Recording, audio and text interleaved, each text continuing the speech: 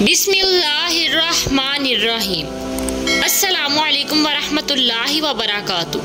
हज़रत उम्मे कुलसूम रज़ी अल्लाह ताला अन्हा बयान करती हैं कि रसूल अल्लाह सल्लल्लाहु अलैहि वसल्लम ने फरमाया कि लोगों के दरमियान सुलह करवाने वाला शख्स झूठा नहीं, वो खैर व भलाई की बात करता है और खैर व भलाई की बात ही आगे पहुंचाता है।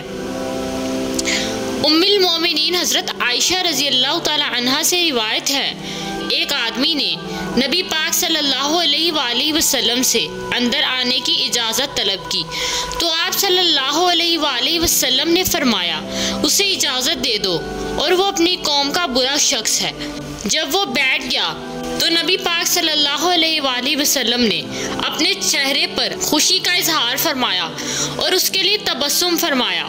जब वो आदमी चला गया तो हज़रत आयशा रज़ी अल्लाह ताला अन्हा ने अर्ज़ किया कि ऐ अल्लाह के रसूल, आपने उसके मुत्तलिक इस तरह और इस तरह कहा और उसके आने पर आपने अपने चेहरे पर खुशी का इजहार फरमाया और उसके लिए तबस्सुम फरमाया।